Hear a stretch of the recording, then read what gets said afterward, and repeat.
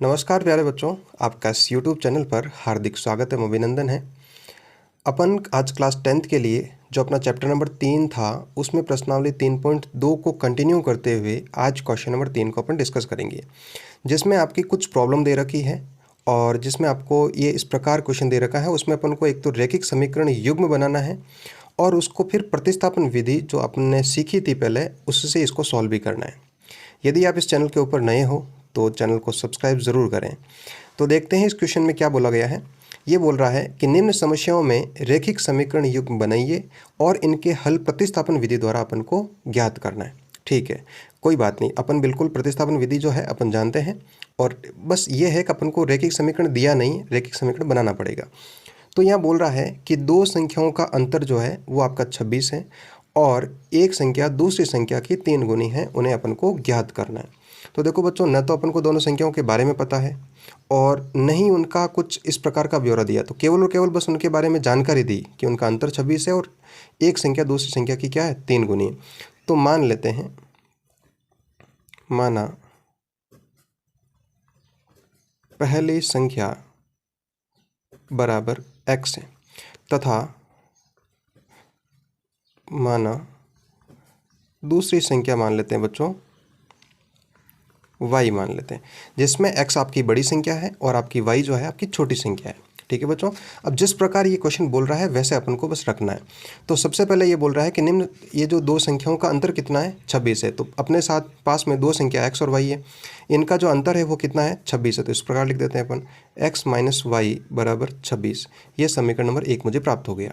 दूसरा ये बोल रहा है कि एक संख्या दूसरी संख्या की 3 गुनी है। अब बच्चों एक संख्या जो है दूसरी संख्या की 3 गुनी, तो एक संख्या मान लेते हैं अपन x है, दूसरी संख्या क्या है, y है, उसकी क्या है, 3 गुनी। तो ये आपका समीकरण नंबर हो गया 2। ठीक है बच्चों, अपने पास में 2 समीकरण आ गया।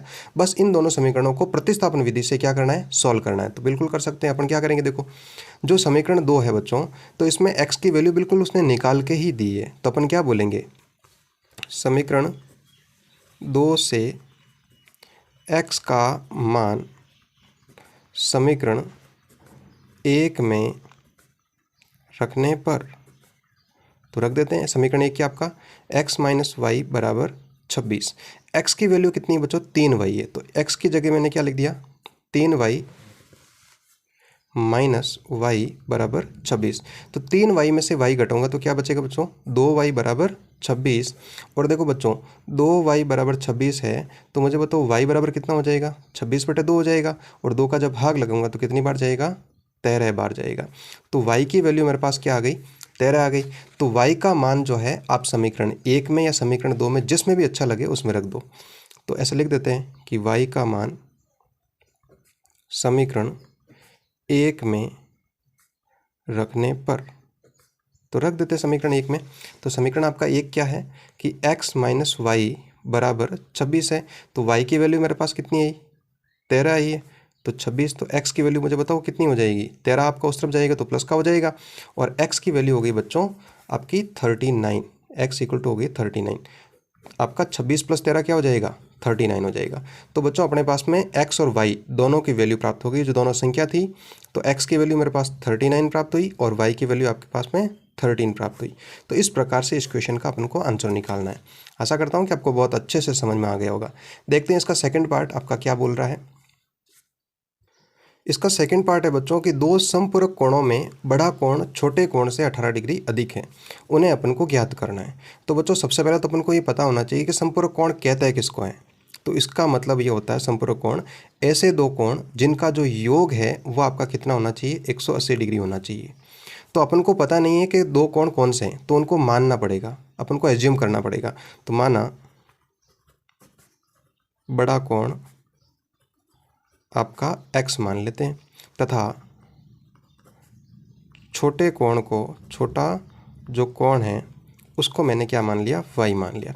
अब मुझे बताओ ये दोनों ही आपके समपूरक कोण हैं, तो यदि समपूरक कोण है तो इन दोनों का योग कितना होना चाहिए, 180 होना चाहिए। तो बिल्कुल x + y बराबर कितना हो जाएगा, 180। यहाँ पर लिख सकते हो एक लाइन कि समपूरक कोणों का योग 180 डिग्री होता है, इसलिए x + y बराबर 180 डिग्री। यह समीकरण नंबर 1 हो गया। अब बाकी क्या, आगे क्या बोल रहा है इसमें, ये बोल रहा है कि दो समपूरक कोणों में बड़ा कोण छोटे कोण से 18 डिग्री अधिक है। बड़ा कोण क्या आपका x है, इसको लिख दिया x। छोटा कोण क्या आपका y है। इससे किससे, छोटे कोण से किसके साथ लगा हुआ, देखो यहाँ पर देखो छोटे कोण से, तो जिसके साथ में से लगा हो उसी के साथ में अपन को संक्रिया करनी है। 18 अधिक है तब ये बराबर हो जाएगा। ये हो गया आपका समीकरण नंबर 2। अब तो अपने पास में 2 समीकरण आ गए, तो कोई दिक्कत ही नहीं। अपन क्या करेंगे, समीकरण, देखो समीकरण 2 में बिल्कुल x की वैल्यू निकाल के दी उसने, है ना, निकल गया अपना, है ना, तो सीधा अपन रख देंगे उसमें। तो समीकरण 2 से x का मान समीकरण 1 में रखने पर, तो समीकरण 1 क्या दिया इसने, x प्लस वाई बराबर 180, और x के स्थान पर अपन क्या लिखेंगे, y प्लस 18 लिखेंगे। तो लिख देते हैं y प्लस 18 प्लस y बराबर 180। अब देखो बच्चों यहाँ पर y प्लस वाई कितना हो जाएगा आपका, 2y हो जाएगा। तो 2y और 18 को अपन उस तरफ भेज देते हैं, तो माइनस का 18 हो जाएगा। 180 में से 18 घटाएंगे तो ये आपका शेष रहेगा 162 रह जाएगा। तो 2y बराबर 162। तो मुझे बताओ y बराबर कितना हो जाएगा, 162/2। तो मुझे 2 का इसमें भाग लगाना पड़ेगा, तो 2 का भाग लगा देते हैं। 2 का भाग लगाऊंगा कितनी बार जाएगा, 81।